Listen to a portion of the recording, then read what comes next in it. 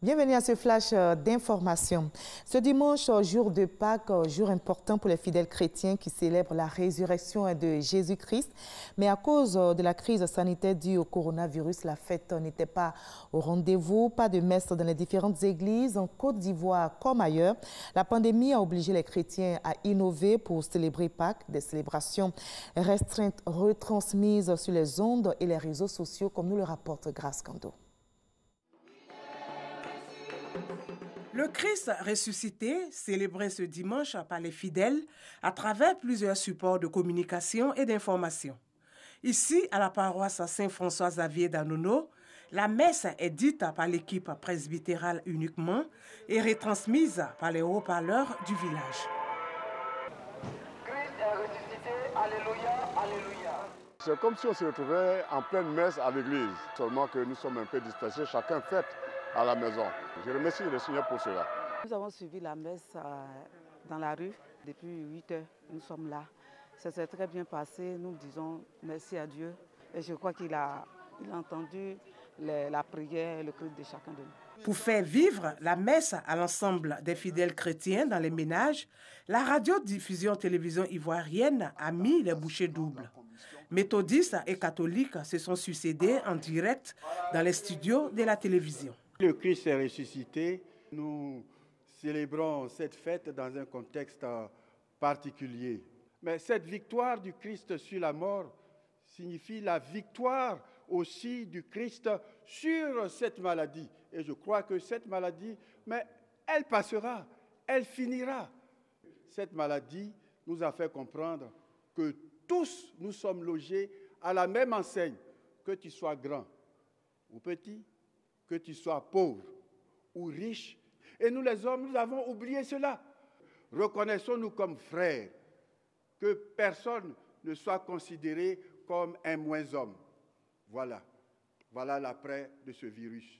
Le cardinal Jean-Pierre Coutois exhorte également les fidèles à toujours maintenir le cap de la prière. Le pape François est aussi privé de fidèles en ce dimanche de Pâques. Ambiance inhabituelle à la basilique Saint-Pierre à Rome. Pas d'acclamation, pas de fidèles. Le pape François a proclamé sa traditionnelle bénédiction Urbi et Orbi à la ville et au monde depuis la basilique Saint-Pierre. Une basilique quasi vide, confinement oblige à cause du Covid-19. Le souverain pontife a célébré la résurrection du Christ dans un décor différent. Il a appelé à la contagion de l'espérance, à dépasser l'indifférence et l'égoïsme. À Pâques, une bonne nouvelle s'est allumée dans la nuit, selon le pape François.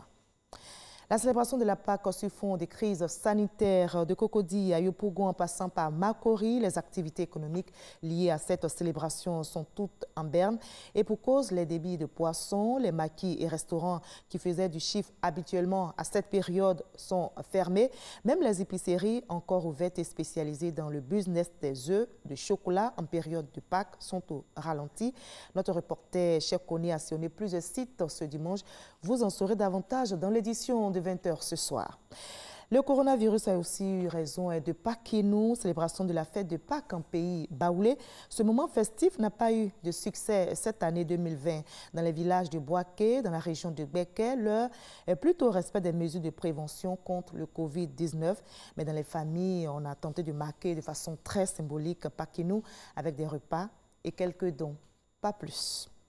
Le Royaume-Uni vaincra le coronavirus. Déclaration du Premier ministre britannique Boris Johnson à sa sortie d'hôpital. Il avait été admis, je rappelle, en soins intensifs le lundi 6 avril dernier à la suite d'une infection au coronavirus. Boris Johnson a finalement pu sortir guéri ce dimanche de l'hôpital londonien où il était traité.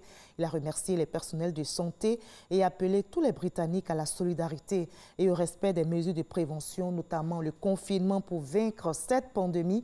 Le Royaume-Uni a franchi la barre des 100 000 morts dus au coronavirus. Et le seuil de 20 000 morts dus au Covid-19 a été aussi franchi pour la première fois aux États-Unis. Avec ce dernier bilan, les États-Unis sont devenus depuis hier samedi le pays le plus meurtri par la pandémie de Covid-19, reprenant le triste flambeau de l'Italie. New York et sa région restaient le principal foyer de l'épidémie aux États-Unis avec un dernier bilan de plus de 8 600 morts.